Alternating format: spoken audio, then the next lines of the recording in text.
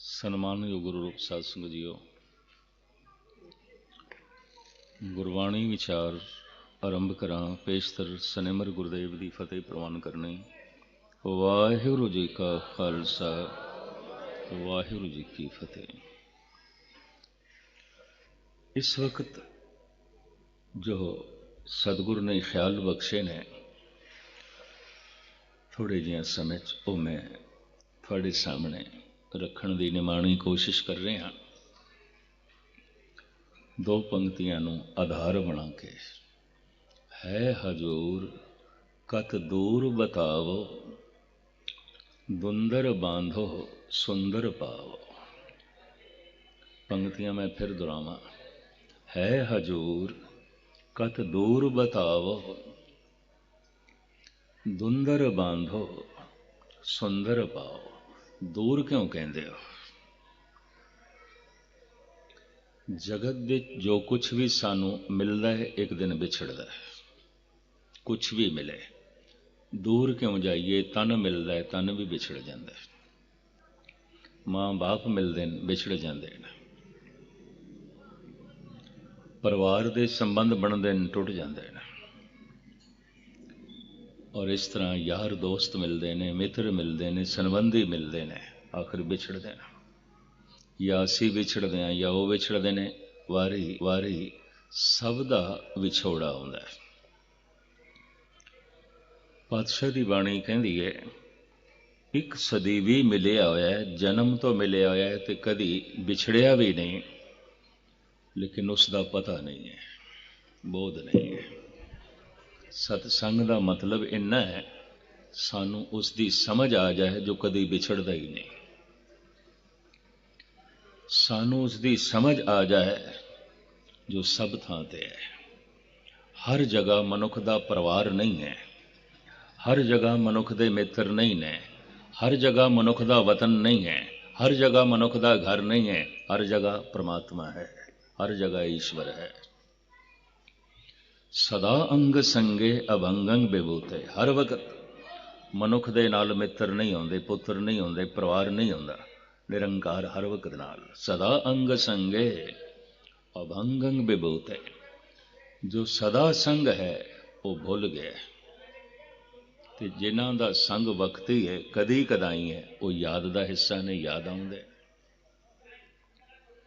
ਤਾਂ ਹੁਣ ਮੈਂ ਅਰਜ਼ ਕਰਾਂ, ਜਿਸ ਦੀ ਯਾਦ ਆਵੇ ਸੰਬੰਧ ਜੁੜ ਜਾਂਦੇ ਨੇ, ਜਿਹੜਾ ਭੁੱਲ ਜਾਵੇ ਸੰਬੰਧ ਟੁੱਟ ਜਾਂਦਾ ਹੈ। ਰਿਸ਼ਤੇ ਯਾਦ ਦੇ ਨੇ। ਯਾਦ ਚੱਲ ਰਹੀ ਹੈ, ਰਿਸ਼ਤਾ ਜੁੜਿਆ ਹੋਇਆ ਹੈ, ਭੁੱਲ ਗਏ ਹਾਂ, ਰਿਸ਼ਤਾ ਟੁੱਟਿਆ ਹੈ। ਅਸੀਂ ਈਸ਼ਵਰ ਨੂੰ ਗਵਾਇਆ ਨਹੀਂ, ਗਵਾ ਨਹੀਂ ਸਕਦੇ, ਭੁਲਾਇਆ ਹੈ, ਭੁਲਾ ਸਕਦੇ ਹਾਂ। ਲਫ਼ਜ਼ ਮੈਂ ਫਿਰ ਦੁਹਰਾਵਾਂ। ਅਸੀਂ ਈਸ਼ਵਰ ਨੂੰ ਗਵਾਇਆ ਨਹੀਂ, ਗਵਾ ਨਹੀਂ ਸਕਦੇ, ਭੁਲਾਇਆ ਹੈ, ਭੁੱਲ ਸਕਦੇ ਹਾਂ। ਇਸ ਵਾਸਤੇ ਸੰਸਾਰ ਦੇ ਸਾਰੇ ਅਵਤਾਰੀ ਪੁਰਸ਼ ਗੁਰੂ ਜਨਾਂ ਨੇ ਇੱਕ ਆਵਾਜ਼ ਹੋ ਕੇ ਆਖਿਆ, ਯਾਦ ਕਰੋ। ਉਰਦੂ 'ਚ ਕਹਿੰਦੇ ਨੇ ਯਾਦ ਕਰੋ, ਪੰਜਾਬੀ 'ਚ ਕਹਿੰਦੇ ਨੇ ਚੇਤੇ ਕਰੋ, ਸੰਸਕ੍ਰਿਤ ਦੇ 'ਚ ਕਹਿੰਦੇ ਨੇ ਸਿਮਰਨ ਕਰੋ। ਸਿਮਰਨ ਕਰੋ, ਚੇਤੇ ਕਰੋ, ਯਾਦ ਕਰੋ। ਕਿਸ ਨੂੰ? ਜਿਹਨੂੰ ਭੁੱਲ ਗਏ ਹੋ, ਜਿਹਨੂੰ ਭੁੱਲ ਗਿਆ। ਭੁੱਲੇ ਕਿਉਂ? ਸਮਝ ਨਹੀਂ, ਔਰ ਅਕਲ ਪ੍ਰਭਾਵਿਤ ਵੀ ਨਹੀਂ। ਜਿਸ ਤੋਂ ਮਨ ਪ੍ਰਭਾਵਿਤ ਹੋ ਜਾਏ, ਸਮਝ ਪ੍ਰਭਾਵਿਤ ਹੋ ਜਾਏ, ਉਹ ਯਾਦ ਦਾ ਹਿੱਸਾ ਬਣ ਜਾਂਦਾ ਹੈ, ਭੁੱਲਦਾ ਹੀ ਨਹੀਂ। ਪੁੱਤਰ ਨੂੰ ਯਾਦ ਕਰਨਾ ਹੋਵੇ, ਵਾਜਾ ਵਜਾਉਣ ਦੀ ਲੋੜ ਨਹੀਂ, ਤਬਲਾ ਖੜਕਾਉਣ ਦੀ ਲੋੜ ਨਹੀਂ, ਪੁੱਤਰ ਦੀ ਯਾਦ ਆਪੇ ਹੀ ਆਉਂਦੀ ਹੈ। ਮਿੱਤਰ ਨੂੰ ਯਾਦ ਕਰਨਾ ਹੋਵੇ, ਕਥਾ ਕਹਾਣੀਆਂ ਦੀ ਲੋੜ ਨਹੀਂ ਹੈ, ਆਪੇ ਹੀ ਯਾਦ ਆਉਂਦਾ ਹੈ। ਪਰਿਵਾਰ ਨੂੰ ਯਾਦ ਕਰਨਾ ਹੈ, ਧਨ ਸੰਪਦਾ ਨੂੰ ਯਾਦ ਕਰਨਾ ਹੈ, ਪਦਾਰਥਾਂ ਨੂੰ ਯਾਦ ਕਰਨਾ ਹੈ, ਕੋਈ ਫਿਲਸਫਾ ਘੋਟਣ ਦੀ ਲੋੜ ਨਹੀਂ। ਕਿਸੇ ਰਾਗੀ ਸਿੰਘ ਨੂੰ ਕਹਿਣ ਦੀ ਲੋੜ ਨਹੀਂ, ਤੂੰ ਰਾਗ ਅਲਾਪ ਜ਼ਰਾ ਮੈਂ ਪਰਿਵਾਰ ਨੂੰ ਯਾਦ ਕਰ ਲਵਾਂ, ਪਦਾਰਥਾਂ ਨੂੰ ਯਾਦ ਕਰ ਲਵਾਂ। ਉਹਨਾਂ ਦੀ ਯਾਦ ਆਪੇ ਆਉਂਦੀ। ਕਿਉਂ? ਉਹਨਾਂ ਦੀ ਸਮਝ ਹੈ ਤੇ ਸਮਝ ਪ੍ਰਭਾਵਿਤ ਹੈ। ਜਿਸ ਤੋਂ ਮਨ ਪ੍ਰਭਾਵਿਤ ਹੋਵੇ ਉਹ ਯਾਦ ਦਾ ਹਿੱਸਾ ਬਣ ਜਾਂਦਾ ਹੈ। ਜਿਸ ਤੋਂ ਮਨ ਪ੍ਰਭਾਵਿਤ ਨਹੀਂ, ਤੁੱਛ ਹੈ, ਮਾਮੂਲੀ ਹੈ, ਐਵੇਂ ਹੈ ਜਾਂ ਹੈ ਹੀ ਨਹੀਂ, ਉਹ ਯਾਦ ਦਾ ਹਿੱਸਾ ਨਹੀਂ ਬਣਦਾ। ਉਹ ਯਾਦ ਨਹੀਂ ਆਉਂਦਾ। ਕਮਾਲ ਦੀ ਗੱਲ ਹੈ, ਪੁੱਤਰ ਯਾਦ ਆਉਂਦਾ ਹੈ, ਮਿੱਤਰ ਯਾਦ ਆਉਂਦਾ ਹੈ, ਪਰਿਵਾਰ ਯਾਦ ਆਉਂਦਾ ਹੈ, ਪਦਾਰਥ ਯਾਦ ਆਉਂਦੇ ਨੇ, ਧਨ ਸੰਪਦਾ ਯਾਦ ਆਉਂਦੀ ਹੈ, ਸੰਸਾਰ ਯਾਦ ਆਉਂਦਾ ਹੈ। ਭੁੱਲਦਾ ਹੈ ਤੇ ਕੇਵਲ ਨਿਰੰਕਾਰ ਹੀ ਭੁੱਲਦਾ ਹੈ, ਔਰ ਸਾਰੇ ਜਗਤ ਨੂੰ ਭੁੱਲਦਾ ਹੈ। ਜੋ ਮੰਦਿਰ ਮਸਜਿਦ ਗੁਰਦੁਆਰੇ ਨਹੀਂ ਆਉਂਦੇ ਉਹ ਤੇ ਭੁੱਲੇ ਹੋਏ ਨੇ, ਪਰ ਜਿਹੜੇ ਆਉਂਦੇ ਨੇ ਉਹਨਾਂ ਨੂੰ ਵੀ ਭੁੱਲਦਾ ਹੈ। ਇਸ ਚੱਕਰ 'ਚ ਨਾ ਪੈਣਾ। 1000 ਕਿਧਰੇ ਸਤਸੰਗੀ ਬੈਠੇ ਹੋਣ ਮੰਦਿਰ ਮਸਜਿਦ ਗੁਰਦੁਆਰੇ 'ਚ, ਤਾਂ ਮੈਂ ਇਤਨੀ ਗੱਲ ਦਾਅਵੇ ਨਾਲ ਕਹਿ ਸਕਦਾ ਕੋਈ ਇੱਕ ਅੱਧ ਹੋਵੇਗਾ ਜਿਹਨੂੰ ਯਾਦ ਆਉਂਦਾ ਹੋਵੇਗਾ, ਬਾਕੀ ਨਹੀਂ। ਬਾਕੀਆਂ ਲਈ ਗੁਰਦੁਆਰੇ ਆਉਣਾ ਵੀ ਮਨੋਰੰਜਨ ਹੈ, ਕਥਾ ਕੀਰਤਨ ਵੀ ਮਨੋਰੰਜਨ ਹੈ, ਇਹ ਵੀ ਮੈਂ ਅਰਜ਼ ਕਰਦਾ। ਜੋ ਯਾਦ ਦਾ ਹਿੱਸਾ ਬਣੇ, ਸਮਝ ਲਓ ਮਨ ਉਸ ਤੋਂ ਪ੍ਰਭਾਵਿਤ ਹੈ। ਮਨੁੱਖ ਪਦਾਰਥ ਤੋਂ ਪ੍ਰਭਾਵਿਤ ਹੈ, ਪ੍ਰਮਾਤਮਾ ਤੋਂ ਪ੍ਰਭਾਵਿਤ ਨਹੀਂ। ਤਾਂ ਪਦਾਰਥ ਦੀ ਖਾਤਰ ਪ੍ਰਮਾਤਮਾ ਛੋੜਿਆ ਜਾ ਸਕਦਾ ਹੈ, ਪ੍ਰਮਾਤਮਾ ਦੀ ਖਾਤਰ ਪਦਾਰਥ ਨਹੀਂ। ਮਨੁੱਖ ਪਰਿਵਾਰ ਤੋਂ ਪ੍ਰਭਾਵਿਤ ਹੈ, ਨਿਰੰਕਾਰ ਤੋਂ ਪ੍ਰਭਾਵਿਤ ਨਹੀਂ। ਪਰਿਵਾਰ ਦੀ ਯਾਦ ਹੈ, ਨਿਰੰਕਾਰ ਦੀ ਯਾਦ ਕੋਈ ਨਹੀਂ। ਮਨੁੱਖ ਧਨ ਤੋਂ ਪ੍ਰਭਾਵਿਤ ਹੈ, ਧਰਮ ਤੋਂ ਨਹੀਂ। ਇਸ ਵਾਸਤੇ ਧਨ ਦੀ ਖਾਤਰ ਧਰਮ ਛੋੜਿਆ ਜਾ ਸਕਦਾ ਹੈ, ਪਰਿਵਾਰ ਦੀ ਖਾਤਰ ਨਿਰੰਕਾਰ ਬੁਲਾਇਆ ਜਾ ਸਕਦਾ ਹੈ, ਸੰਸਾਰ ਦੀ ਖਾਤਰ ਪਦਾਰਥਾਂ ਦੀ ਖਾਤਰ ਪ੍ਰਮਾਤਮਾ ਨੂੰ ਪਰੇ ਸੁੱਟਿਆ ਜਾ ਸਕਦਾ ਹੈ। ਔਰ ਐਸਾ ਹੈ। ਇਹ ਠੀਕ ਹੈ, ਪਦਾਰਥ ਉਸੇ ਨੇ ਬਣਾਏ ਨੇ, ਸੰਸਾਰ ਉਸੇ ਨੇ ਬਣਾਇਆ ਹੈ, ਤੇ ਪਰਿਵਾਰ ਦੇ ਸੰਬੰਧ ਵੀ ਉਸੇ ਨੇ ਬਣਾਏ ਨੇ। ਧੀਆਂ ਪੂਤ ਸਭ ਹਰ ਕੇ ਕੀਏ, ਸਭਨਾ ਕੋ ਸੰਬੰਧ ਕਰ ਦਈਏ। ਮਾਤ ਪਿਤਾ ਸੁਤ ਬੰਧਪ ਭਾਈ, ਨਾਨਕ ਹੋਆ ਪਾਰ ਬ੍ਰਹਮ ਸਹਾਈ। ਇਹ ਸਾਰੇ ਰਿਸ਼ਤੇ ਤੇ ਬਣਾਏ ਉਸੇ ਨੇ। ਪਰ ਕਮਾਲ ਦੀ ਗੱਲ, ਰਿਸ਼ਤੇਦਾਰ ਯਾਦ ਆਵਣ ਜਿਸ ਨੇ ਰਿਸ਼ਤੇ ਬਣਾਏ ਨੇ, ਤੇ ਜੋ ਮਹਾਨ ਰਿਸ਼ਤੇਦਾਰ ਹੈ ਕਦੀ ਵਿਛੜਦਾ ਹੀ ਨਹੀਂ, ਉਹ ਭੁੱਲ ਜਾਏ। ਇਸ ਵਾਸਤੇ ਦੁਨੀਆ ਦੇ तमाम ਅਵਤਾਰੀ ਪੁਰਸ਼ਾਂ ਨੇ ਆਖਿਆ ਯਾਦ ਕਰੋ। ਕੀਰਤਨ ਮਨੁੱਖ ਕਰ ਰਿਹਾ, ਕੀਰਤਨ ਸੁਣ ਰਿਹਾ, ਉਹਦੀ ਯਾਦ ਕੋਈ ਨਹੀਂ। ਪਾਠ ਮਨੁੱਖ ਕਰ ਰਿਹਾ, ਉਸ ਦੀ ਯਾਦ ਕੋਈ ਨਹੀਂ। ਕਥਾ ਕਰ ਰਿਹਾ, ਉਸ ਦੀ ਯਾਦ ਨਹੀਂ ਹੈ। ਦਾਨ ਪੁੰਨ ਕਰ ਰਿਹਾ, ਸੇਵਾ ਕਰ ਰਿਹਾ, ਉਸ ਦੀ ਯਾਦ ਨਹੀਂ। ਔਰ ਜਿਤਨੀ ਚਿਰ ਤੱਕ ਉਸ ਦੀ ਯਾਦ ਨਹੀਂ, ਹਿਰਦਾ ਪਵਿੱਤਰ ਨਹੀਂ ਹੋ ਸਕਦਾ। ਜਿਤਨੀ ਚਿਰ ਤੱਕ ਉਸ ਦੀ ਯਾਦ ਨਹੀਂ, ਖੇੜਾ ਨਹੀਂ ਹੋ ਸਕਦਾ, ਖੁਸ਼ੀ ਨਹੀਂ ਹੋ ਸਕਦੀ। ਤਾਂ ਰੋਂਦੇ ਪਿੱਟਦੇ ਮਿਲਣਗੇ ਕੀਰਤਨ ਕਰਨ ਵਾਲੇ, ਰੋਂਦੇ ਪਿੱਟਦੇ ਮਿਲਣਗੇ ਪਾਠ ਕਰਨ ਵਾਲੇ, ਅਕਸਰ ਦੁਖੀ ਮਿਲਣਗੇ ਗੁਰਦੁਆਰੇ ਮੰਦਿਰ ਮਸਜਿਦਾਂ 'ਚ ਆਉਣ ਵਾਲੇ। ਇਹ ਤੇ ਕੁਛ ਵੀ ਨਹੀਂ, ਇੱਕ ਸੱਚਾਈ ਹੈ। ਇਹ ਤੇ ਹੁਣ ਮੈਨੂੰ ਨਹੀਂ ਪਤਾ ਕਿੰਨੀ ਕੁ ਸੱਚਾਈ ਤੁਸੀਂ ਸੁਣ ਲੈਂਦੇ ਹੋ, ਤਾਂ ਤੁਹਾਡਾ ਹਾਜ਼ਮਾ ਕਿੰਨਾ ਕੁ ਹੈ। ਅਗਰ ਪ੍ਰਮਾਤਮਾ ਆਨੰਦ ਹੈ ਤਾਂ ਫਿਰ ਮਨੁੱਖ ਦੁਖੀ ਕਿਉਂ ਹੈ? ਗੁਰਦੁਆਰੇ ਆਉਣ ਵਾਲਾ ਤੇ ਦੁਖੀ ਨਹੀਂ ਹੋਣਾ ਚਾਹੀਦਾ। ਅਗਰ ਪ੍ਰਮਾਤਮਾ ਆਨੰਦ ਹੈ, ਖੁਦਾ ਆਨੰਦ ਹੈ, ਤਾਂ ਨਮਾਜ਼ੀ ਤੇ ਦੁਖੀ ਨਹੀਂ ਹੋਣਾ ਚਾਹੀਦਾ। ਅਗਰ ਈਸ਼ਵਰ ਸੁਖ ਦਾ ਸੋਮਾ ਹੈ ਤਾਂ ਮੰਦਰ ਦੇ ਵਿੱਚ ਪੂਜਾ ਪਾਠ ਕਰਨ ਵਾਲਾ ਤੇ ਕਲਪਨਾ ਦੇ ਵਿੱਚ ਦੁਖਤ ਨਹੀਂ ਹੋਣਾ ਚਾਹੀਦਾ। ਪਰ ਮੈਂ ਅਰਜ਼ ਕਰਾਂ, ਰੋ ਰਹੇ ਨੇ ਮੰਦਰਾਂ ਦੇ ਵਿੱਚ ਆਉਣ ਵਾਲੇ, ਔਰ ਤਰ੍ਹਾਂ ਤਰ੍ਹਾਂ ਦੇ ਰੋਣੇ ਧੋਣੇ ਧੋ ਰਹੇ ਨੇ ਗੁਰਦੁਆਰਿਆਂ 'ਚ ਆਉਣ ਵਾਲੇ। ਨਮਾਜ਼ੀ ਆਪਣੀ ਥਾਂ ਤੇ ਰੋਣਾ ਪਿਟਣਾ ਜਾਰੀ ਰੱਖੀ ਬੈਠੇ ਨੇ। ਪਰਮਾਤਮਾ ਆਨੰਦ ਹੈ, ਪਰ ਖੁਦਾ ਦੇ ਅੱਗੋਂ ਸਜਦੇ ਕਰਨ ਵਾਲਾ ਦੁਖੀ ਹੈ। ਪਰਮਾਤਮਾ ਆਨੰਦ ਹੈ, ਕਥਾ ਕੀਰਤਨ ਕਰਨ ਵਾਲਾ ਰੋ ਰਿਹਾ ਹੈ। ਕੁਛ ਵੀ ਨਹੀਂ ਹੈ, ਹਕੀਕਤ ਹੈ। ਪਰਮਾਤਮਾ ਆਨੰਦ ਹੈ, ਇਹ ਧਾਰਮਿਕ ਮੰਦਰਾਂ ਵਿੱਚ ਆਉਣ ਵਾਲਿਆਂ ਕੋਲ ਕੁਛ ਵੀ ਨਹੀਂ ਹੈ। ਕਾਰਨ ਮਨ ਪ੍ਰਭਾਵਿਤ ਨਹੀਂ ਹੈ। ਕਿਉਂ? ਸਮਝ ਨਹੀਂ ਹੈ। ਤੇ ਮੈਂ ਅਕਸਰ ਬਿਆਨ ਕਰਦਾ ਹੁੰਦਾ ਤੇ ਦੁਹਰਾ ਦਿਆਂ, ਜੋ ਮੇਰੀ ਸਮਝ ਦੇ 'ਚ ਨਹੀਂ ਹੈ। ਹੋਵੇਗਾ ਪਰਮਾਤਮਾ, ਹੈ ਪਰਮਾਤਮਾ, ਮੇਰੀ ਸਮਝ ਦੇ 'ਚ ਨਹੀਂ ਹੈ ਤਾਂ ਨਹੀਂ ਹੈ। ਹੈ ਪਰਮਾਤਮਾ, ਈਸ਼ਵਰੀ ਹੈ, ਉਸ ਤੋਂ ਬਿਨਾਂ ਕੁਛ ਨਹੀਂ, ਪਰ ਮੇਰੀ ਸਮਝ ਦੇ 'ਚ ਨਹੀਂ ਹੈ ਤਾਂ ਨਹੀਂ ਹੈ, ਮੇਰੇ ਚੇਤੇ ਦੇ 'ਚ ਨਹੀਂ ਹੈ ਤਾਂ ਨਹੀਂ ਹੈ। ਜ਼ਰੂਰ ਗੱਲ ਪਕੜ ਦੇ 'ਚ ਆਈ ਹੋਵੇਗੀ। ਕਿਆ ਵਾਕਈ ਪਰਮਾਤਮਾ ਸਮਝ ਦੇ 'ਚ ਆ ਜਾਂਦਾ ਹੈ? ਨਹੀਂ, ਸਮਝ ਕੇ ਇੱਕ ਸਮਝ ਮਿਲਦੀ ਹੈ ਕਿ हे ਪ੍ਰਭੂ, ਤੂੰ ਮੇਰੀ ਸਮਝ ਦੇ 'ਚ ਨਹੀਂ ਆ ਸਕਦਾ, ਤੂੰ ਮੇਰੀ ਸਮਝ ਦੇ 'ਚ ਨਹੀਂ ਆ ਸਕਦਾ। ਕਿਉਂ? ਤੂੰ ਸਮਰੱਥ ਵਡਾ, ਮੇਰੀ ਮਤ ਥੋਰੀ ਰਾਮ। ਤੂੰ ਇਤਨਾ ਵੱਡਾ ਹੈ, ਅਸੀਮ। ਮੇਰੀ ਸੋਚਣ ਸ਼ਕਤੀ ਬਹੁਤ ਛੋਟੀ। ਮੈਂ ਕਿੱਥੇ ਤੈਨੂੰ ਸਮਝ ਸਕਦਾ?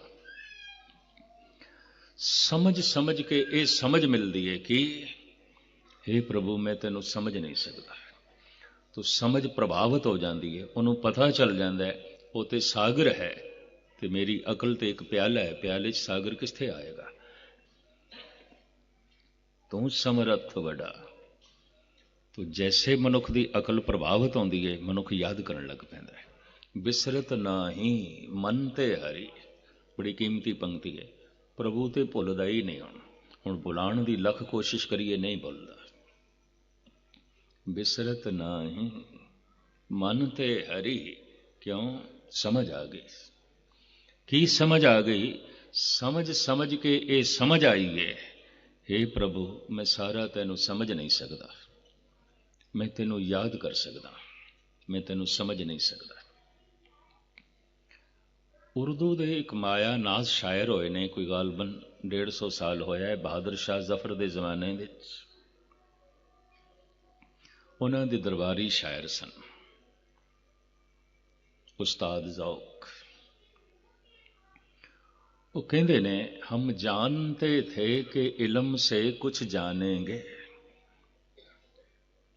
कहते पढ़न वास्ते मैं पिया स्कूल ते सोचदा सी कुछ समझ जावांगा, पढ़ लिख के कुछ पता चल जाएगा खुदा बारे, संसार बारे, परमात्मा बारे।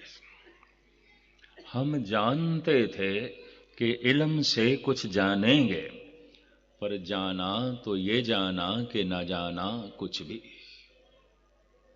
पढ़ पढ़ के जान जान के मैं ये जाने कि मैं कुछ नहीं जानदा, मैं कुछ नहीं जानदा, मैं कुछ नहीं जानदा। एथेन दा प्रसिद्ध संत सुकरात,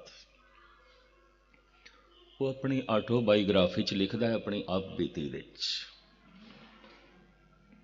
कहंदा जद मैं बच्चा सी, बच्चियां नाल खेडदे आया, मैं डिंगा मारदा सी कि मैं सब कुछ जानदा, मैनू सब कुछ पता है, तुसी कुछ भी पुछो तो मैं दसांगा। कहंदा बच्चियां ते मेरा रोब बनिया रहिंदा सी।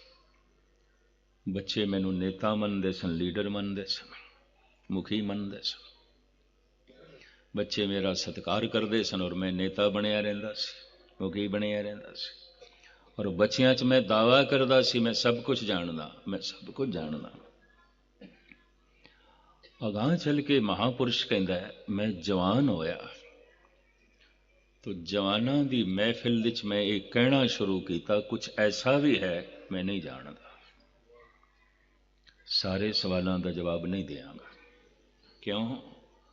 कुछ ऐसा भी है जो मैं नहीं जानदा। फिर अगां चल के लिखदा है, अज मैं बुढ़ा हो गया, अज मैं बिरध हो गया और मैं ऐलानिया कह रहा मैं कुछ भी नहीं जानदा, मैं कुछ भी नहीं जानदा। मैं जान जान के ये जाने मैं कुछ भी नहीं जानदा, मैं कुछ भी नहीं जानदा। धन गुरु नानक देव जी महाराज कहंदे ने, सोई अजान कहे मैं जानिया, महामूर्ख उसनों समझ लो जो दावा करे मैं जान ले। सोई अजान कहे मैं जानिया, जानन हार न जाना रे। पर जिसने जान लिया कि मैं नहीं जान सकता, ये जान लिया। बड़ा वड्डा जानना है, बहुत वड्डा ज्ञान है कि जिसने ये जान लिया कि मैं नहीं जान सकता, तू इतना महान है, इतना महान है, मैं नहीं तेनू नाप सकता, मैं नहीं तेन तोल सकता, मैं नहीं तेरी सिफतां की गिनती कर सकता। वो चीज़ पकड़दे च आ जाती है, समझदे च आ जाती है, जो नापदे च आ जाए, तोलदे च आ जाए, गिणती च आ जाए। पर जो गिणती च भी ना आवे, तोलदे च भी ना आवे, नापदे च भी ना आवे, समझदे च भी ना आवे, तो फिर किस तरह बयान करोगे? असीम है, असी उसनों गवाया नहीं, गवा नहीं सकते, वो तो व्यापक है, सब कुछ उसे दे विच है, उस तो बाहर कुछ भी नहीं है। इस दे उत्ते मैं एक उदाहरण देना होना थोड़े सामने रखा। एक मछली सागर विच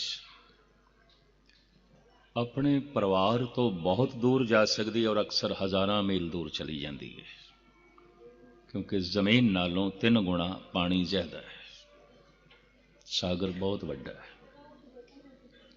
एक मछली अपने जन्म स्थल तो ਬਹੁਤ ਦੂਰ ਜਾ ਸਕਦੀ ਹੈ ਔਰ ਅਕਸਰ ਹਜ਼ਾਰਾਂ ਮੀਲ ਦੂਰ ਚਲੀ ਜਾਂਦੀ ਹੈ। ਇੱਕ ਮੱਛਲੀ ਆਪਣੇ ਇਲਾਕੇ ਤੋਂ, ਆਪਣੇ ਵਤਨ ਤੋਂ ਬਹੁਤ ਦੂਰ ਜਾ ਸਕਦੀ ਹੈ ਔਰ ਅਕਸਰ ਹਜ਼ਾਰਾਂ ਮੀਲ ਦੂਰ ਚਲੀ ਜਾਂਦੀ ਹੈ। ਲੱਖ ਵੀ ਮੱਛਲੀ ਕੋਸ਼ਿਸ਼ ਕਰੇ, ਸਾਗਰ ਤੋਂ ਦੂਰ ਨਹੀਂ ਜਾ ਸਕਦੀ, ਪਾਣੀ ਤੋਂ ਦੂਰ ਨਹੀਂ ਜਾ ਸਕਦੀ। ਜਿੱਥੇ ਜਾਏਗੀ ਪਾਣੀ ਤੇ ਹੈ, ਜਿੱਥੇ ਜਾਏਗੀ ਸਾਗਰ ਤੇ ਹੈ। ਮਨੁੱਖ ਆਪਣੇ ਵਤਨ ਤੋਂ ਦੂਰ ਜਾ ਸਕਦਾ ਹੈ ਔਰ ਅਕਸਰ ਚਲਾ ਜਾਂਦਾ ਹੈ। ਮਨੁੱਖ ਆਪਣੇ ਘਰ ਤੋਂ ਦੂਰ ਜਾ ਸਕਦਾ ਹੈ ਔਰ ਅਕਸਰ ਰੋਜ਼ ਚਲਾ ਜਾਂਦਾ ਹੈ। ਮਨੁੱਖ ਆਪਣੇ ਪਰਿਵਾਰ ਤੋਂ ਦੂਰ ਜਾ ਸਕਦਾ ਹੈ ਔਰ ਅਕਸਰ ਚਲਾ ਜਾਂਦਾ ਹੈ। ਲੱਖ ਵੀ ਕੋਸ਼ਿਸ਼ ਕਰੇ, ਮਨੁੱਖ ਨਿਰੰਕਾਰ ਤੋਂ ਦੂਰ ਨਹੀਂ ਜਾ ਸਕਦਾ, ਕਿਉਂਕਿ ਜਿੱਥੇ ਜਾਏਗਾ ਨਿਰੰਕਾਰ ਤੇ ਹੈ। ਤੂੰ ਸਭਨੀ ਥਾਈ ਜਿੱਥੇ ਹੋ ਜਾਈ, ਸਾਚਾ ਸਿਰਜਣਹਾਰ ਜੀਓ। ਤੂੰ ਤੇ ਸਾਰੀ ਥਾਂ। ਮੈਂ ਫਿਰ ਅਰਜ਼ ਕਰਾਂ, ਸਾਰੀ ਥਾਂ ਤੇ ਮੇਰਾ ਵਤਨ ਨਹੀਂ ਹੈ, ਸਾਰੀ ਥਾਂ ਤੇ ਮੇਰਾ ਜਨਮ ਸਥਲ ਨਹੀਂ ਹੈ, ਸਾਰੀ ਥਾਂ ਤੇ ਮੇਰਾ ਪਰਿਵਾਰ ਨਹੀਂ ਹੈ, ਸਾਰੀ ਥਾਂ ਤੇ ਮੇਰਾ ਨਿਰੰਕਾਰ ਹੈ। ਤੂੰ ਸਭਨੀ ਥਾਈ ਜਿੱਥੇ ਹੋ ਜਾਏ, ਸਾਚਾ ਸਿਰਜਣਹਾਰ ਜੀਓ। ਜੋ ਕਿਸੇ ਵਕਤ ਹੈ ਤੇ ਕਿਸੇ ਵਕਤ ਨਹੀਂ, ਤੇ ਕਿਸੇ ਥਾਂ ਤੇ ਹੈ ਤੇ ਕਿਸੇ ਥਾਂ ਤੇ ਨਹੀਂ, ਉਹ ਤੇ ਯਾਦ ਆਉਂਦਾ ਹੈ। ਪਰ ਜੋ ਵਿਆਪਕ ਹੈ ਉਹ ਬੋਲਦਾ ਹੈ। ਇਸ ਵਾਸਤੇ ਸਤਸੰਗ, ਇਹ ਮੰਦਰ ਮਸਜਿਦ ਇਸ ਵਾਸਤੇ ਨੇ, ਇਹ ਗੁਰਦੁਆਰੇ ਇਸ ਵਾਸਤੇ ਨੇ, ਉਹਦੀ ਯਾਦ ਆ ਜਾਏ, ਉਸ ਦੀ ਯਾਦ ਆ ਜਾਏ। ਮੈਂ ਫਿਰ ਅਰਜ਼ ਕਰਾਂ, ਅਸੀਂ ਉਸ ਨੂੰ ਗਵਾਇਆ ਨਹੀਂ, ਗਵਾ ਨਹੀਂ ਸਕਦੇ, ਭੁਲਾਇਆ ਹੈ, ਭੁਲਾ ਸਕਦੇ ਹਾਂ। ਉਹਨੂੰ ਭੁੱਲ ਜਾਣਾ ਮਹਾਂ ਦੁੱਖ ਹੈ, ਉਹਨੂੰ ਯਾਦ ਕਰਨਾ ਮਹਾਂ ਆਨੰਦ ਹੈ। ਤੁਧ ਚਿਤ ਆਏ ਮਹਾਂ ਆਨੰਦਾ, ਜਿਸ ਵਿਸਰੇ ਸੋ ਮਰ ਜਾਏ ਜੀਓ। ਧੰਨ ਗੁਰੂ ਗੋਬਿੰਦ ਸਿੰਘ ਜੀ ਮਹਾਰਾਜ ਦੇ ਅਨੰਨ ਭਗਤ ਭਾਈ ਸਾਹਿਬ ਭਾਈ ਨੰਦ ਲਾਲ, ਉਹਨਾਂ ਨੇ ਦੋ ਸਵਾਲ ਬੜੇ ਕੀਮਤੀ ਕੀਤੇ ਨੇ, ਔਰ ਉਹਨੂੰ ਸਮਝੇ ਬਿਨਾਂ ਕੀ ਕੀਰਤਨ ਕੀਤਾ ਤੇ ਕੀ ਸੁਣਿਆ, ਕੀ ਕਥਾ ਕੀਤੀ ਤੇ ਕੀ ਸੁਣੀ। ਲੋਗਨ ਰਾਮ ਖਿਲਾਉਣਾ ਜਾਣਾ, ਕਰਮ ਕਾਂਡ ਚੱਲਦਾ ਹੈ, ਚਾਹੀਦਾ ਹੈ, ਕਰਮ ਕਾਂਡ ਵੀ ਚਾਹੀਦਾ। ਆਖਰ ਛੋਟੀ ਉਮਰ ਵਿੱਚ ਮਨੁੱਖ ਖਿਡੌਣਿਆਂ ਨਾਲ ਖੇਡਦਾ ਹੈ। ਕਰਮ ਕਾਂਡ ਨੂੰ ਕਬੀਰ ਇੰਜ ਬਿਆਨ ਕਰਦੇ ਨੇ, ਫਲ ਕਾਰਨ ਫੂਲੀ ਬਨ ਰਾਏ, ਫਲ ਪਾਕਾ ਤਬ ਫੂਲ ਵਿਲਾਏ। ਜੈਸੇ ਜੈਸੇ ਫੁੱਲ ਦੇ ਚੋਂ ਫਲ ਨਿਕਲਦਾ ਹੈ, ਫੁੱਲ ਝੜਦਾ ਹੈ। ਗਿਆਨੇ ਕਾਰਨ ਕਰਮ ਅਭਿਆਸ, ਗਿਆਨ ਭਇਆ ਤਬ ਕਰਮੇ ਨਾਸ। ਜਦ ਬ੍ਰਹਮ ਗਿਆਨ ਪੈਦਾ ਹੋ ਜਾਂਦਾ ਹੈ, ਕਰਮ ਕਾਂਡ ਸਾਰਾ ਖਤਮ ਹੋ ਜਾਂਦਾ ਹੈ। ਅਗਰ ਕਰਮ ਕਾਂਡ ਸਾਰੀ ਜ਼ਿੰਦਗੀ ਪਿੱਛਾ ਕਰ ਰਿਹਾ ਹੈ, ਛੁੱਟਦਾ ਹੀ ਨਹੀਂ, तो ज्ञान का फल अजे नहीं निकले।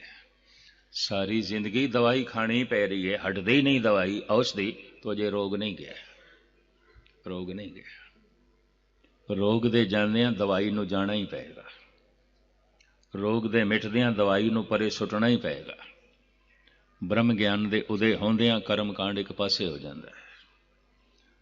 पर धार्मिक जगत विच व्यर्थ दा कर्म कांड है, चाहे मुस्लिम जगत है शरा ही शरा है, चाहे हिंदू जगत है कर्म कांड ही कर्म कांड है, तो चाहे सिख जगत नूं मैं देखदा फोका कर्म कांड ही कर्म कांड है। ऐसे कुछ भी नहीं, बल्कि इस तो इलावा कुछ भी नहीं। कर्म कांड साल 6 महीने तां ते ठीक, सारी जिंदगी पीछा नहीं छड्डदा। या कर्म कांड इंज है जिवें पहली क्लास दे विच बच्चे नूं पाया, उहनूं अजे अक्षरां दा बोध नहीं है, तो इसनूं अक्षरां दा बोध हो सके तस्वीरां राही समझाया जाता है। कक्का कलम, चचा चाकू, छछा छतरी, ऐड़ा अंब, अंब की तस्वीर बनाईए ताकि इनू पता चले अखर ऐड़ा है। गग्गा गणेश, पर साडा देश जिहड़ा है हुण धर्म निरपेक्ष है। पहले तो गग्गा गणेश मिलता सी, हुण अजकल गग्गा गधा मिलता है, हटा दिता है गणेश। धर्म निरपेक्ष का मतलब है देवी देवतावां नूं, महापुरुषां नूं, गुरु पीर पैगंबरां नूं इस देश चों कड्डो, एक पासे सुट्टो। हालांकि यही देश पूर्ण तौर पर धार्मिक होने का दावा कर सकता है, और इसे ही देश ने ब्रह्मज्ञानी पैदा किए हैं, अवतार पैदा किए हैं, संत पैदा किए हैं, दिव्य ज्योतियां देवते पैदा किए। ਪਰ ਕੀ ਕੀਤਾ ਜਾਏ, ਕੁਛ ਅਰਸੇ ਤੋਂ ਮੂਰਖਾਂ ਦੇ ਹੱਥ ਵਿੱਚ ਇਹ ਦੇਸ਼ ਆਇਆ ਹੋਇਆ ਹੈ, ਬਿਲਕੁਲ ਮੂੜਾਂ ਦੇ ਹੱਥ ਵਿੱਚ। ਕਹਿਣ ਵਿੱਚ ਮੈਨੂੰ ਕੋਈ ਸੰਕੋਚ ਨਹੀਂ। ਠੀਕ ਹੈ, ਕਿਸੇ ਵਕਤ ਛੋਟੇ ਛੋਟੇ ਇਲਾਕੇ ਦੇ ਰਾਜੇ ਸਨ, ਸ਼੍ਰੀ ਰਾਮ, ਸ਼੍ਰੀ ਕ੍ਰਿਸ਼ਨ, ਜਨਕ, ਮਹਾਰਾਜਾ ਰਣਜੀਤ ਸਿੰਘ ਧਾਰਮਿਕ ਸਨ। ਦੇਸ਼ ਦੀ ਫਿਜ਼ਾ ਧਾਰਮਿਕ ਬਣੀ ਹੋਈ ਸੀ। ਕਿਧਰੇ ਹਰੀਸ਼ਚੰਦਰ ਸੀ, ਕਿਧਰੇ ਜਨਕ ਸੀ। ਰਾਮ ਵੀ ਰਾਜਾ ਸਨ ਅਯੁੱਧਿਆ ਦੇ, ਸ਼੍ਰੀ ਕ੍ਰਿਸ਼ਨ ਵੀ ਰਾਜਾ ਸਨ ਦੁਆਰਕਾ ਦੇ, ਮਹਾਰਾਜਾ ਰਣਜੀਤ ਸਿੰਘ ਵੀ ਰਾਜਾ ਸਨ ਪੰਜਾਬ ਦੇ। ਉਹ ਗੁਰਮੁਖ ਪਹਿਲੇ ਸਨ, ਗੁਰਸਿੱਖ ਪਹਿਲੇ ਸਨ, ਰਾਜਾ ਬਾਅਦ ਦੇ ਸਨ। ਕੋਈ ਵੀ ਚੀਜ਼ ਕੀਮਤੀ ਘਰ ਵਿੱਚ ਆਏ, ਮਹਾਰਾਜਾ ਸਾਹਿਬ ਨੂੰ, ਰਣਜੀਤ ਸਿੰਘ ਨੂੰ ਗੁਰੂ ਚੇਤੇ ਆ ਜਾਂਦਾ ਹੈ। ਕਹਿੰਦੇ ਨੇ ਨਿਜ਼ਾਮ ਹੈਦਰਾਬਾਦ ਕੁਝ ਮੁਸ਼ਕਿਲ ਦੇ 'ਚ ਪਿਆ। ਉਹਨੇ ਮਹਾਰਾਜਾ ਰਣਜੀਤ ਸਿੰਘ ਤੋਂ ਮਦਦ ਮੰਗੀ ਫੌਜ ਦੀ। ਆਖਿਆ ਘੱਟ ਤੋਂ ਘੱਟ 1000 ਖਾਲਸਾ ਮੈਨੂੰ ਚਾਹੀਦਾ ਹੈ। ਮੇਰੀ ਰਿਆਸਤ ਵਿੱਚ ਬਗਾਵਤ ਹੈ, ਮੈਥੋਂ ਕਾਬੂ ਨਹੀਂ ਹੋ ਰਹੀ। ਮਹਾਰਾਜਾ ਸਾਹਿਬ ਨੇ ਉਸ ਜ਼ਮਾਨੇ 'ਚ 1000 ਖਾਲਸੇ ਲਾਹੌਰ ਤੋਂ ਭੇਜੇ, ਜਿਨ੍ਹਾਂ ਨੂੰ ਅੱਜ ਅਸੀਂ ਦੱਖਣੀ ਸਿੰਘ ਕਹਿੰਦੇ ਹਾਂ। ਮਹਾਰਾਸ਼ਟਰ ਦੇ ਜੋ ਰਹਿੰਦੇ ਨੇ, ਤਮਿਲਨਾਡੂ ਦੇ ਜੋ ਰਹਿੰਦੇ ਨੇ, ਆਂਧਰਾ ਦੇ ਜੋ ਰਹਿੰਦੇ ਨੇ, ਇਹ ਉਹੀ ਨੇ ਜੋ ਮਹਾਰਾਜਾ ਸਾਹਿਬ ਨੇ ਭੇਜੇ ਸਨ। ਅੱਜ ਉਹਨਾਂ ਦੀ ਬਹੁਤ ਵੱਡੀ ਤਾਦਾਦ ਹੈ।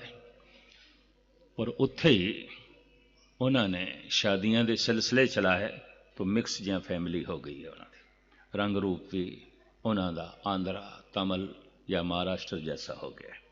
ਲੇਕਿਨ ਸਿੱਖੀ ਦਾ ਜਜ਼ਬਾ ਬੜਾ ਪ੍ਰਬਲ ਹੈ ਦੱਖਣੀ ਸਿੰਘਾਂ ਵਿੱਚ। ਇੰਜ ਕਹਿ ਲਓ, ਸਿੱਖੀ ਦੀ ਸਹੀ ਤਸਵੀਰ ਉਹਨਾਂ ਕੋਲ ਮੌਜੂਦ ਹੈ। ਸਿੱਖੀ ਪਿਆਰ ਵੀ ਮੌਜੂਦ ਹੈ, ਸਿੱਖੀ ਜਜ਼ਬਾ ਵੀ ਮੌਜੂਦ ਹੈ। ਜਦ ਨਿਜ਼ਾਮ ਹੈਦਰਾਬਾਦ ਉਸਨੇ ਦੇਖਿਆ ਇਹਨਾਂ 1000 ਖਾਲਸਿਆਂ ਨੇ ਅਮਨ ਬਹਾਲ ਕਰ ਦਿੱਤਾ ਹੈ ਔਰ ਖੁਸ਼ੀ ਵਜੋਂ ਮਹਾਰਾਜਾ ਰਣਜੀਤ ਸਿੰਘ ਦੇ ਜਨਮ ਦਿਨ ਤੇ ਨਿਜ਼ਾਮ ਹੈਦਰਾਬਾਦ ਨੇ ਇੱਕ ਬੜੀ ਖੂਬਸੂਰਤ ਚਾਨਣੀ ਭੇਜੀ, ਚੰਦੋਆ ਭੇਜਿਆ। ਜਿਸ ਦਿਨ ਲਾਹੌਰ ਵਿੱਚ ਇਹ ਤਕਰੀਬ ਮਨਾਈ ਜਾ ਰਹੀ ਸੀ ਮਹਾਰਾਜਾ ਸਾਹਿਬ ਦੀ, ਇਹ ਚਾਨਣੀ ਬੰਨ ਦਿੱਤੀ ਗਈ ਸਿੰਘਾਸਣ ਤੇ। ਮਹਾਰਾਜਾ ਸਾਹਿਬ ਸਭਾ ਦੇ 'ਚ ਆਏ, ਨਿਗਾਹ ਚਲੀ ਗਈ ਚੰਦੋਏ ਤੇ, ਚਾਨਣੀ ਤੇ। ਬੜੀ ਖੂਬਸੂਰਤ, ਹੀਰੇ ਜੜਤ, ਮੋਤੀ ਜੜਤ, ਨੀਲਮ ਦੇ ਛੋਟੇ ਛੋਟੇ ਟੁਕੜੇ ਜੜੇ ਹੋਏ, ਜ਼ਰੀ ਦਾ ਕੰਮ। ਦਾਸ ਨੇ ਕਈ ਦਫਾ ਇਸ ਚਾਨਣੀ ਦੇ ਦਰਸ਼ਨ ਕੀਤੇ ਨੇ ਤੋਸ਼ੇਖਾਨੇ 'ਚ। ਚੂੰਕਿ ਦਾਸ 1 ਮਹੀਨਾ ਹਰ ਸਾਲ ਹਾਜ਼ਰੀ ਦਰਬਾਰ ਸਾਹਿਬ ਭਰਦਾ ਹੈ, ਗੁਰੂ ਰਾਮਦਾਸ ਜੀ ਮਹਾਰਾਜ ਦੇ ਗੁਰਪੁਰਬ ਤੋਂ ਲੈ ਕੇ ਦੀਵਾਲੀ ਤੱਕ। ਕਿਸੇ ਵਕਤ ਸਿੰਘ ਸਾਹਿਬ ਗਿਆਨੀ ਚੇਤ ਸਿੰਘ ਸਾਬਕਾ ਹੈਡ ਗ੍ਰੰਥੀ ਸ੍ਰੀ ਦਰਬਾਰ ਸਾਹਿਬ, ਉਹਨਾਂ ਨੇ ਦਰਬਾਰ ਸਾਹਿਬ ਵਿੱਚ ਮੇਰੇ ਕੋਲ ਪ੍ਰਣ ਲੈ ਲਿਆ, ਇਹ ਮਹੀਨਾ ਤੁਸੀਂ ਕਿਧਰੇ ਵੀ ਨਹੀਂ ਜਾਣਾ, ਚਾਹੇ ਕੁਛ ਵੀ ਹੋਵੇ ਜਾਂ ਕਿਧਰੇ ਵੀ ਹੋਵੋ। ਤੁਹਾਡੀ ਸਿਹਤ ਠੀਕ ਹੋਵੇ, ਤੁਹਾਡਾ ਸਰੀਰ ਹੈ, ਉਹ ਤੁਸੀਂ ਗੁਰੂ ਰਾਮਦਾਸ ਦੇ ਦਰ ਤੇ ਹਾਜ਼ਰੀ ਭਰਨੀ ਹੈ। ਤਾਂ ਮੈਂ ਹਾਜ਼ਰੀ ਭਰ ਰਿਹਾ। ਸ਼ੌਕ ਨਾਲ ਮੈਂ ਉਸ ਚਾਨਣੀ ਦੇ ਬਾਕੀ ਸਾਜ਼ੋ ਸਮਾਨ ਦੇ ਸਾਲ ਮੈਂ ਦਰਸ਼ਨ ਕਰਦਾ ਸੀ, ਉਚੇਚਾ ਤੋਸ਼ਾਖਾਨਾ ਖੁਲਵਾ ਕੇ। ਬਦਕਿਸਮਤੀ ਇਹ ਸਨ 84 ਦੇ 'ਚੋਂ ਜਲ ਕੇ ਖਾਕ ਹੋ ਗਈ, ਨਹੀਂ ਰਹੀ। ਇਹ ਚਾਨਣੀ ਜਿਸ ਵਕਤ ਸਿੰਘਾਸਣ ਦੇ ਉੱਪਰ ਬਣੀ ਗਈ, ਮਹਾਰਾਜਾ ਸਾਹਿਬ ਦੇਖਦੇ ਨੇ, ਦੇਖਦੇ ਹੀ ਰਹਿ ਗਏ। ਪੁੱਛਦੇ ਨੇ ਅਹਿਲਕਾਰਾਂ ਤੋਂ, ਇਹ ਚਾਨਣੀ, ਇਹ ਚੰਦੋਆ, ਇਹ ਕਦੋਂ ਬਣਾਇਆ ਹੈ? ਅਹਿਲਕਾਰ ਕਹਿੰਦੇ ਨੇ ਮਹਾਰਾਜਾ ਸਾਹਿਬ ਬਣਾਇਆ ਨਹੀਂ ਹੈ ਅਸੀਂ, ਇਹ ਤੇ ਨਿਜ਼ਾਮ ਹੈਦਰਾਬਾਦ ਨੇ ਆਪ ਨੂੰ ਭੇਟ ਭੇਜੀ ਹੈ। ਤੇ ਸਭ ਤੋਂ ਕੀਮਤੀ ਤੇ ਖੂਬਸੂਰਤ ਜਾਣ ਕੇ ਅਸੀਂ ਬੰਨ ਦਿੱਤੀ ਹੈ।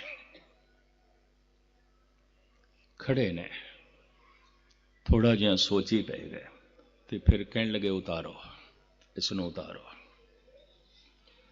ਜਿਨ੍ਹਾਂ ਅਹਿਲਕਾਰਾਂ ਨੇ ਚਾਨਣੀ ਬਣਵਾਈ ਸੀ ਉਹਨਾਂ ਨੂੰ ਤੇ ਕੰਬੜੀ ਛਿੜ ਗਈ, ਜਿਵੇਂ ਕੁਝ ਗਲਤੀ ਹੋ ਗਈ, ਜਿਵੇਂ ਭੁੱਲ ਹੋ ਗਈ। ਇੱਕ ਨੇ ਹਿੰਮਤ ਕਰਕੇ ਪੁੱਛ ਲਿਆ, ਮਹਾਰਾਜਾ ਸਾਹਿਬ ਕਿਆ ਇਹ ਚਾਨਣੀ ਤੁਹਾਡੀ ਸ਼ਾਨ ਦੇ ਛਾਇਆ ਨਹੀਂ ਹੈ? ਅਸੀਂ ਤੇ ਖੂਬਸੂਰਤ ਤੇ ਕੀਮਤੀ ਜਾਣ ਕੇ ਬੰਨ ਦਿੱਤੀ ਸੀ। ਆਪ ਦਾ ਹੁਕਮ ਉਤਾਰਨ ਦਾ, ਉਤਾਰਦੇ ਹਾਂ। क्या वाकई ये आप दी शान दे छाया नहीं है? पता है महाराजा साहब की कहते ने ये इतनी सुंदर है, ये इतनी खूबसूरत है, ये इतनी मनमोहक है, ये दरबार साहब दे सिर ते चुलनी चाहिए है। ये गुरु रामदास जी दे सिर दा चंदोआ बनना चाहिए, मेरे सिर दा नहीं। उस वक्त भिजवा दी उतार के।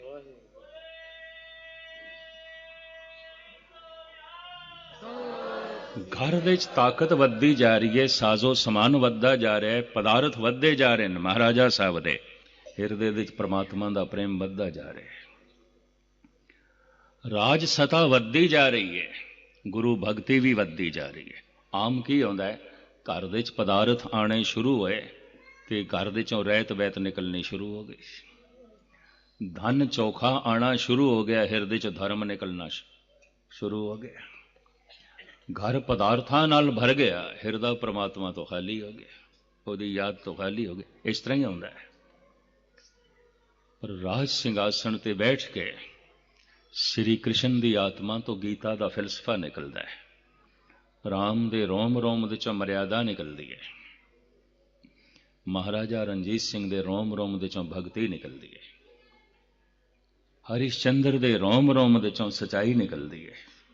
ये देश धार्मिक राजियां दा देश सी, बदकिस्मत अधार्मिक लोगों के हत्थ च आ गया। और देश दे जो पस्ती, खास करके इखलाकी पस्ती, हर पक्ष की जिहड़ी पस्ती असी देखते हैं, भावें कोई कुछ आखे, मैं इसका एक कारण समझदा,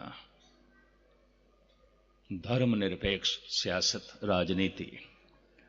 धर्म चाहिए व्यवहार विच, ताकि व्यवहार विच बेईमानी ना होवे। धर्म चाहिए परिवार विच, ताकि परिवार विच कल कलेश ना होवे ते रिश्तियां विच दराड़ा ना पैन। धर्म चाहिए राजनीति विच, ताकि राजनीति विच खुआ खाई ना होवे, जो है तशद्दद ते जुल्म ना होवे और खुआ खाई ना होवे। हुण ते की है, जो एक बंदे दी जेब कट लवे वो चोर है, जेब कतरा है, तो जिहड़ा सारे मुल्क की जेब कट लवे मिनिस्टर है, चीफ मिनिस्टर है। जो किसी एक बंदे दी मूँह की बुरकी खो लवे, असी उसनूं डकैत कहने हैं, चोर कहते हैं। और जो बंदियां दे नाल नाल गौवां दा चारा भी सारा हजम कर जाए, मिनिस्टर होंदे ने, वो ताकतवर ने। हालात ये ने, एक हकीकत है, एक सच्चाई है। खैर मुख्तसर जो है मैं अर्ज करा, देश धार्मिक सी, सारे ऋषि मुनि संत महापुरुष इस देश दे पैदा होए। इस देश की ऐसी हवा, ऐसी फिजा, ऐसी वाइब्रेशन मैं देखदा, बाहर दे देशों की भी अपनी एक वाइब्रेशन है। उत्थे साइंटिस्ट पैदा होंदे ने, विज्ञानक पैदा होंदे ने, दार्शनिक पैदा होंदे ने, मनोविज्ञानक पैदा होंदे ने, संत नहीं। संत इस देश ने पैदा किए। इस देश की फिजा, इस देश के हालात, इस देश का वातावरण। खैर मुख्तसर मैं अर्ज करा, भाई साहब भाई नंद लाल कहते ने, गम चे बाशद चीज तो शादी। गम की है? गम किसनों आखोगे? गम। और शादी की है? खुशी की है। शादी दे अर्थ आनंद कारज विवाह नहीं है। ये गल वखरी है। साडे देश दे शादी दे अर्थ विवाह करते हैं। ये लवज फारसी जबान का है, ईरानी भाषा का लवज है। ई दिल शाद अस्त, ये दिल बड़ा खुश है। शाद का मतलब खुश, शादी का मतलब खुशी। ई खाना शादी अस्त, इस घर दे खुशी है। विवाह लई, आनंद कारज लई उन्हां कोल दूजा इस्लामी शब्द है निकाह। भाई इस घर दे निकाह हो रहा है। निकाह तो मुराद लेंदे ने विवाह हो रहा है, आनंद कारज हो रहा है। शादी लफ्ज वो खुशी लई वरतदे ने, पर साडे देश दे इस दे अर्थ विवाह बन गए, निकाह बन गए, आनंद कारज बन गए। भाई साहब भाई नंद लाल शादी लफ्ज नूं खुशी दे रूप में लेंदे ने। गम चे बाशद, गम की है चीज तो शादी खुशी की है। तो असी पुछ सकते हैं भाई नंद लाल को, सानू इतना भी ज्ञान नहीं खुशी की है तो गम की है, यकीन जानो नहीं पता।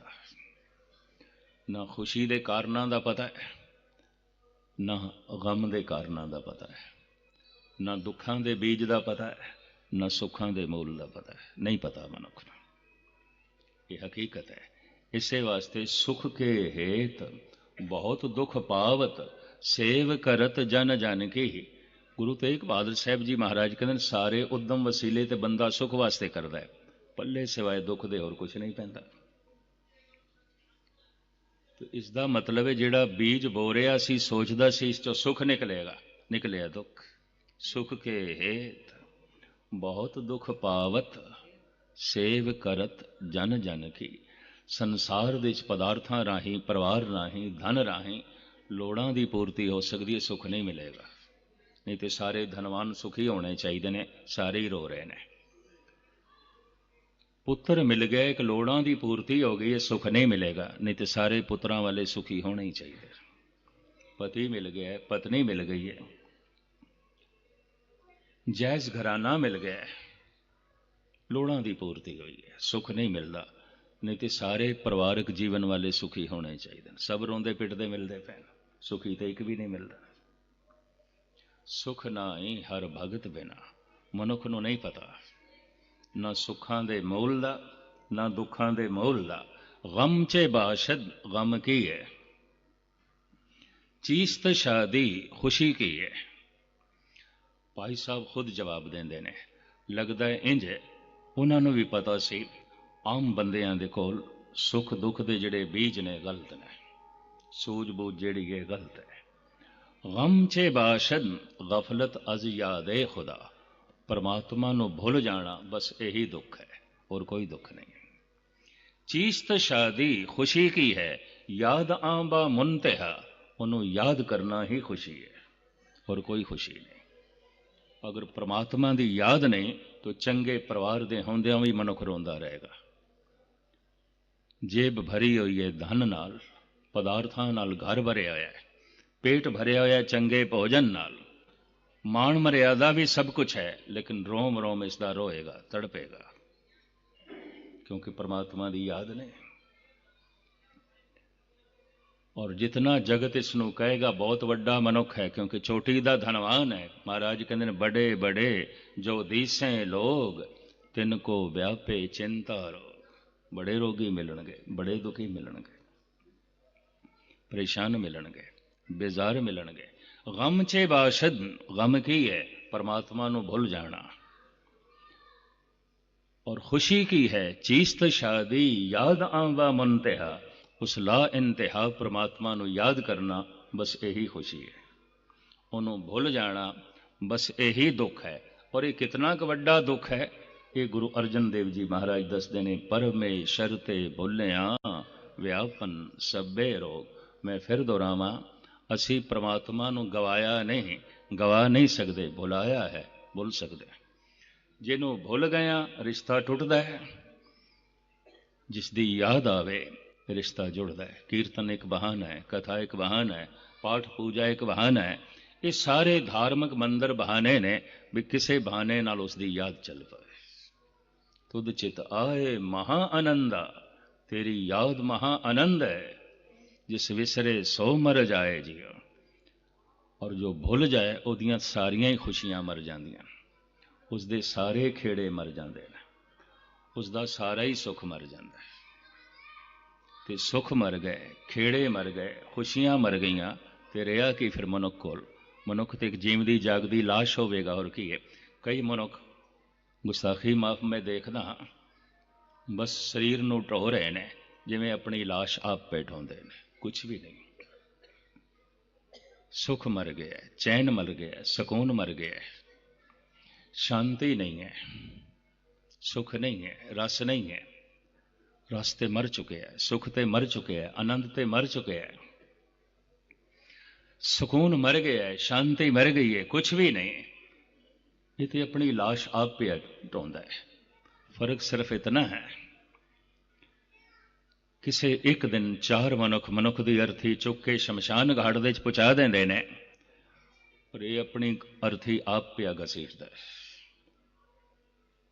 ਦਿਸਦਾ ਹੈ ਜੀਵਦਾ ਜਾਗਦਾ ਪਿਆ, ਸਿਰਫ ਸਵਾਸਾਂ ਦੇ ਚੱਲਣ ਨੂੰ ਜੀਵਦਾ ਜਾਗਦਾ ਨਹੀਂ ਆਖੀਦਾ। ਇਹ ਵੀ ਮੈਂ ਅਰਜ਼ ਕਰਦੇ ਹਾਂ, ਜਿੰਨੇ ਚਿਰ ਤੱਕ ਉਸ ਦੀ ਯਾਦ ਨਾ ਚਲੇ। ਤੁਧ ਚਿਤ ਆਏ ਮਹਾ ਆਨੰਦਾ, ਜਿਸ ਵਿਸਰੇ ਸੋ ਮਰ ਜਾਏ ਜਿਉ। ਚੇਤੇ ਸ਼ਕਤੀ, ਯਾਦ ਸ਼ਕਤੀ, ਇੱਕ ਪ੍ਰਬਲ ਸ਼ਕਤੀ ਪਰਿਪੂਰਨ ਪ੍ਰਮਾਤਮਾ ਨੇ ਸਾਨੂੰ ਦਿੱਤੀ ਹੈ। ਅਗਰ ਉਹ ਯਾਦ ਦਾ ਹਿੱਸਾ ਬਣੇ, ਤੇ ਯਾਦ ਦਾ ਹਿੱਸਾ ਕਦੋਂ ਬਣੇਗਾ? ਜਦ ਸਮਝ ਦਾ ਹਿੱਸਾ ਬਣੇ, ਵਰਨਾ ਨਹੀਂ ਬਣੇਗਾ। ਰੋਜ਼ ਲੋਕੀ ਕੀਰਤਨ ਕਰਦੇ ਨੇ, ਸੁਣਦੇ ਨੇ, ਭੁੱਲ ਜਾਂਦੇ ਨੇ। ਕਥਾ ਕਰਦੇ ਨੇ, ਸੁਣਦੇ ਨੇ, ਭੁੱਲ ਜਾਂਦੇ ਨੇ। ਪਾਠ ਕਰਦੇ ਨੇ, ਗੁਰਦੁਆਰੇ ਆਉਂਦੇ ਨੇ, ਮੰਦਰ ਦੇ ਵਿੱਚ ਆਉਂਦੇ ਨੇ, ਭਗਵਾਨ ਤੇ ਭੁੱਲ ਜਾਂਦਾ ਹੈ। ਜਿਹੜੇ ਨਹੀਂ ਆਉਂਦੇ ਉਹ ਵੀ ਭੁੱਲੇ, ਜਿਹੜੇ ਆਉਂਦੇ ਨੇ ਉਹਨਾਂ ਨੂੰ ਵੀ ਭੁੱਲਿਆ। ਕਾਰਨ ਜਿੰਨੇ ਚਿਰ ਤੱਕ ਸਮਝ ਪ੍ਰਭਾਵਿਤ ਨਹੀਂ ਤੇ ਸਮਝ ਦੇ 'ਚ ਨਹੀਂ ਆਉਂਦਾ, ਉਹ ਯਾਦ ਦਾ ਹਿੱਸਾ ਨਹੀਂ ਬਣ ਸਕਦਾ। ਤੇ ਮੈਂ ਫਿਰ ਅਰਜ਼ ਕਰਦੇ ਹਾਂ, ਉਹ ਸਮਝ ਵਿੱਚ ਆ ਜਾਂਦਾ ਨਹੀਂ। ਸਮਝ ਕੇ ਇਹ ਸਮਝ ਆ ਜਾਂਦੀ ਹੈ, ਹੇ ਪ੍ਰਭੂ ਮੈਂ ਤੈਨੂੰ ਨਹੀਂ ਸਮਝ ਸਕਦਾ, ਪਰ ਮੈਂ ਤੈਨੂੰ ਯਾਦ ਤੇ ਕਰ ਸਕਦਾ। ਇਸ ਦੇ ਉੱਤੇ ਇੱਕ ਛੋਟਾ ਜਿਹਾ ਉਦਾਹਰਣ ਮੈਨੂੰ ਚੇਤੇ ਆਇਆ। ਏਥਨ ਦੀ ਗੱਲ ਹੈ। ਸਾਗਰ ਤੱਟ ਤੇ ਇੱਕ 5 ਸਾਲ 4.5 ਸਾਲ ਦਾ ਬੱਚਾ ਜ਼ਾਰੋ ਜ਼ਾਰ ਰੋ ਰਿਹਾ ਹੈ। ਉਸ ਵਕਤ ਦਾ ਇੱਕ ਮਹਾਨ ਸੰਤ ਸੁਕਰਾਤ ਟਹਿਲਦਾ ਹੋਇਆ ਉੱਥੇ ਆਇਆ, ਦੇਖਦਾ ਬੱਚਾ ਰੋ ਰਿਹਾ ਹੈ, ਕੋਲ ਆਇਆ, ਸਿਰ ਤੇ ਹੱਥ ਰੱਖਿਆ, ਆਖਿਆ ਬੇਟੇ ਕਿਉਂ ਰੋ ਰਹੇ ਹੈ? ਉਹਦੇ ਹੱਥ ਵਿੱਚ ਪਿਆਲਾ ਸੀ, ਪਿਆਲਾ। ਕਹਿਣ ਲੱਗਾ ਬਾਬਾ ਇਹ ਸਾਗਰ ਜਿਹੜਾ ਨਾ ਮੈਂ ਪਿਆਲੇ 'ਚ ਭਰਨਾ ਚਾਹੁੰਦਾ, ਇਹ ਸਾਗਰ ਮੇਰੇ ਪਿਆਲੇ 'ਚ ਆਉਣਾ ਚਾਹੀਦਾ, ਪਰ ਕਰਾਂ ਕਿ ਮੈਂ ਕਾਫੀ ਦੇਰ ਦਾ ਥੱਕ ਗਿਆ, ਇਹ ਸਾਗਰ ਮੇਰੇ ਪਿਆਲੇ 'ਚ ਨਹੀਂ ਆਉਂਦਾ। ਕਹਿੰਦੇ ਨੇ ਬੱਚੇ ਦੀ ਇਹ ਗੱਲ ਸੁਣ ਕੇ ਸੁਕਰਾਤ ਦੀ ਵੀ ਚੀਖ ਨਿਕਲ ਗਈ, ਰੋਣ ਲੱਗ ਪਿਆ। ਤੇ ਬੱਚਾ ਕਹਿਣ ਲੱਗਾ ਬਾਬਾ ਤੂੰ ਤੇ ਸੰਤ ਹੈ, ਫਕੀਰ ਹੈ, ਤੂੰ ਵੀ ਮੇਰੀ ਤਰ੍ਹਾਂ ਰੋਣ ਲੱਗ ਪਿਆ, ਤੇਰਾ ਪਿਆਲਾ ਕਿੱਥੇ ਹੈ? ਤੂੰ ਕਿਉਂ ਰੋਣ ਲੱਗ ਪਿਆ? ਤੇਰਾ ਪਿਆਲਾ ਕਿੱਥੇ ਹੈ? ਬੱਚੇ ਦੀ ਸਮਝ 'ਚ ਵੀ ਆ ਗਿਆ। ਰੋਣਾ ਸਮਝ ਦੇ 'ਚ ਆਉਂਦਾ ਹੈ, ਹਾਸਾ ਸਮਝ ਦੇ 'ਚ ਆਉਂਦਾ ਹੈ। ਮਨੁੱਖ ਜਨਮ ਤੋਂ ਜੋ ਲੈ ਕੇ ਆਉਂਦਾ ਹੈ ਸੰਸਾਰ ਦੇ 'ਚ ਹਾਸਾ ਤੇ ਰੋਣਾ, ਬਾਕੀ ਭਾਸ਼ਾ ਮਾਂ ਤੋਂ ਸਿੱਖਦਾ ਹੈ, ਸਮਾਜ ਤੋਂ ਸਿੱਖਦਾ ਹੈ। ਕੋਈ ਮਨੁੱਖ ਭਾਸ਼ਾ ਲੈ ਕੇ ਨਹੀਂ ਆਉਂਦਾ। ਇੱਕ ਬੰਗਾਲੀ ਮਾਂ ਦਾ ਬੱਚਾ ਜੋ ਉਸ ਦੀ ਗੋਦ ਵਿੱਚ ਹੈ, ਪੰਜਾਬੀ ਮਾਂ ਦੀ ਗੋਦ ਵਿੱਚ ਦੇ ਦਿੱਤਾ ਜਾਏ, ਪੰਜਾਬੀ ਬੋਲੇਗਾ, ਬੰਗਾਲੀ ਨਹੀਂ ਬੋਲੇਗਾ। ਇੱਕ ਈਰਾਨੀ ਮਾਂ ਦਾ ਬੱਚਾ ਗੁਜਰਾਤੀ ਮਾਂ ਦੀ ਗੋਦ ਵਿੱਚ ਦੇ ਦਿੱਤਾ ਜਾਏ, ਯਕੀਨ ਜਾਣੋ ਪਰਸ਼ੀਅਨ ਨਹੀਂ ਬੋਲੇਗਾ, ਗੁਜਰਾਤੀ ਬੋਲੇਗਾ। ਇਹ ਬਾਅਦ ਵਿੱਚ ਮਿਲਦੀ ਹੈ ਭਾਸ਼ਾ, ਸਮਾਜ ਤੋਂ ਮਿਲਦੀ ਹੈ। ਸੰਸਕਾਰਾਂ ਦੇ ਤੇ ਹੱਸਣਾ ਤੇ ਰੋਣਾ ਹੈ, ਔਰ ਇਹ ਸਾਰੀ ਦੁਨੀਆ ਦਾ ਸਾਂਝਾ। ਜਦ ਕੋਈ ਹੱਸ ਰਿਹਾ ਹੋਵੇ, ਅਸੀਂ ਇਸ ਤਰ੍ਹਾਂ ਨਹੀਂ ਆਖਦੇ ਇਹ ਹਿੰਦੀ ਦੇ 'ਚ ਹੱਸਦਾ ਪਿਆ ਜਾਂ ਸਿੰਧੀ ਦੇ 'ਚ ਹੱਸਦਾ ਪਿਆ, ਇੰਗਲਿਸ਼ ਦੇ 'ਚ ਹੱਸ ਰਿਹਾ ਜਾਂ ਜਰਮਨ ਦੇ 'ਚ ਹੱਸ ਰਿਹਾ, ਪੰਜਾਬੀ ਦੇ 'ਚ ਹੱਸ ਰਿਹਾ ਜਾਂ ਬੰਗਾਲੀ ਦੇ 'ਚ ਹੱਸ ਰਿਹਾ, ਹੱਸ ਰਿਹਾ। ਹਾਸਾ ਸਾਂਝਾ ਹੈ, ਸਾਰੀ ਦੁਨੀਆ ਦਾ ਸਾਂਝਾ ਹੈ, ਇੱਕਦਮ ਸਮਝ ਦੇ 'ਚ ਆ ਜਾਂਦਾ ਹੈ। ਰੋਣਾ ਵੀ ਸਾਂਝਾ ਹੈ। ਕੋਈ ਰੋ ਰਿਹਾ ਹੋਵੇ, ਅਸੀਂ ਥੋੜ੍ਹੀ ਆਖਦੇ ਹਾਂ ਇਹ ਗੁਜਰਾਤੀ ਦੇ 'ਚ ਰੋ ਰਿਹਾ, ਮਰਾਠੀ ਦੇ 'ਚ ਰੋ ਰਿਹਾ, ਹਿੰਦੀ ਦੇ 'ਚ ਰੋ ਰਿਹਾ ਜਾਂ ਸੰਸਕ੍ਰਿਤ ਦੇ 'ਚ ਰੋ ਰਿਹਾ, ਇੰਗਲਿਸ਼ ਦੇ 'ਚ ਰੋ ਰਿਹਾ। ਰੋਣਾ ਇੱਕਦਮ ਸਮਝ ਦੇ 'ਚ ਆਉਂਦਾ ਹੈ, ਹਾਸਾ ਇੱਕਦਮ ਸਮਝ ਦੇ 'ਚ ਆਉਂਦਾ ਹੈ। ਬੱਚਾ ਵੀ ਸਮਝ ਗਿਆ, ਬਾਬਾ ਰੋ ਪਿਆ, ਫਕੀਰ ਤੇ ਰੋ ਰਿਹਾ। ਬਾਬਾ ਤੇਰਾ ਪਿਆਲਾ ਕਿੱਥੇ ਹੈ? ਮੇਰਾ ਪਿਆਲਾ ਵੀ ਮੇਰੇ ਕੋਲ ਹੈ। ਐ ਮੇਰੇ ਬੇਟੇ ਤੂੰ ਸਾਗਰ ਨੂੰ ਪਿਆਲੇ 'ਚ ਭਰਨਾ ਚਾਹੁੰਦਾ, ਮੈਂ ਪੂਰੇ ਦੇ ਪੂਰੇ ਪਰਮਾਤਮਾ ਨੂੰ, ਖੁਦਾ ਨੂੰ ਆਪਣੇ ਦਿਮਾਗ ਦੇ 'ਚ ਭਰਨਾ ਚਾਹੁੰਦਾ, ਜਾਣਨਾ ਚਾਹੁੰਦਾ। ਪਰ ਤੈਥੋਂ ਮੈਨੂੰ ਸਿੱਖਿਆ ਮਿਲ ਗਈ ਹੈ, ਬੜਾ ਗਿਆਨ ਮਿਲ ਗਿਆ, ਸਾਗਰ ਪਿਆਲੇ 'ਚ ਨਹੀਂ ਆਵੇਗਾ। ਸਾਰੇ ਦਾ ਸਾਰਾ ਖੁਦਾ ਮੇਰੇ ਦਿਮਾਗ ਦੇ 'ਚ ਨਹੀਂ ਆ ਸਕਦਾ। ਤੈਥੋਂ ਮੈਨੂੰ ਸਿੱਖਿਆ ਮਿਲ ਗਈ ਹੈ, ਸਾਗਰ ਪਿਆਲੇ ਦੇ 'ਚ ਨਹੀਂ ਆਵੇਗਾ। ਬੱਚੇ ਨੇ ਵੀ ਇਹ ਬੋਲ ਸੁਣ ਲਏ, ਸਾਗਰ ਪਿਆਲੇ ਦੇ 'ਚ ਨਹੀਂ ਆਵੇਗਾ। ਬਿਲਕੁਲ ਕੰਢੇ ਤੇ ਚਲਾ ਗਿਆ ਸਮੁੰਦਰ ਦੇ, ਔਰ ਪਿਆਲਾ ਸਮੁੰਦਰ ਦੇ ਸੁੱਟ ਦਿੱਤਾ। ਆਖਿਆ ਐ ਸਾਗਰ, ਜੇ ਤੂੰ ਮੇਰੇ ਪਿਆਲੇ 'ਚ ਨਹੀਂ ਆਂਦਾ ਤੇ ਚਲੋ ਨਾ ਸਹੀ, ਮੇਰਾ ਪਿਆਲਾ ਤੇ ਤੇਰੇ ਵਿੱਚ ਆ ਸਕਦਾ। ਕਹਿੰਦੇ ਨੇ ਇਹ 80 ਸਾਲ ਦਾ ਬੁੱਢਾ ਫਕੀਰ ਉਸ ਬੱਚੇ ਦੇ ਪੈਰੀ ਪੈ ਗਿਆ, ਸਜਦਾ ਕੀਤਾ ਹੈ, ਐ ਖੁਦਾ ਤੂੰ ਤੇ ਸਾਰੇ ਦਾ ਸਾਰਾ ਮੇਰੇ ਵਿੱਚ ਨਹੀਂ ਪ੍ਰਗਟ ਹੋ ਸਕਦਾ, ਮੈਂ ਸਾਰੇ ਦਾ ਸਾਰਾ ਤੇਰੇ ਵਿੱਚ ਲੀਨ ਹੋ ਸਕਦਾ। ਸਮਝ ਆ ਗਈ ਮੈਨੂੰ। ਸੂਰਜ ਦੀ ਕਿਰਨ ਮੇਰੇ ਘਰ ਆ ਸਕਦੀ ਹੈ, ਉਸ ਦੀ ਰੋਸ਼ਨੀ ਮੇਰੇ ਘਰ ਆ ਸਕਦੀ ਹੈ। ਤੇ ਜੇ ਮੈਂ ਜ਼ਿੱਦ ਕਰਾਂ ਨਹੀਂ ਇਹ ਸਾਰਾ ਸੂਰਜ ਮੇਰੇ ਘਰ ਆਵੇ, ਮੇਰੇ ਕਮਰੇ 'ਚ ਮੇਰੇ ਨਾਲ ਬੈਠੇ, ਜ਼ਮੀਨ ਨਾਲੋਂ ਹਜ਼ਾਰਾਂ ਗੁਣਾ ਵੱਡਾ ਇਹ ਸੂਰਜ, ਸਾਰੀ ਧਰਤੀ ਦੇ ਉੱਤੇ ਵੀ ਜਿਸ ਨੂੰ ਥਾਂ ਕੋਈ ਨਹੀਂ, ਤੇਰੇ ਕਮਰੇ 'ਚ ਥਾਂ ਮਿਲੇਗੀ, ਤੇਰੇ ਕੋਲ ਥਾਂ ਮਿਲੇਗੀ। ਪਰ ਆ ਸਕਦਾ ਹੈ, ਉਹਦੀ ਕਿਰਨ ਆ ਸਕਦੀ ਹੈ, ਉਹਦੀ ਰੋਸ਼ਨੀ ਆ ਸਕਦੀ ਹੈ, ਪਰਮਾਤਮਾ ਦੇ ਗੁਣ ਆ ਸਕਦੇ ਨੇ, ਪਰਮਾਤਮਾ ਦਾ ਆਨੰਦ ਆ ਸਕਦਾ ਹੈ, ਪਰਮਾਤਮਾ ਦੀ ਚੇਤਨਾ ਅੰਦਰ ਪ੍ਰਗਟ ਹੋ ਸਕਦੀ ਹੈ। ਤੂੰ ਸਮਰੱਥ ਵੜਾ ਮੇਰੀ ਮਤ ਥੋਰੇ ਰਾਮ।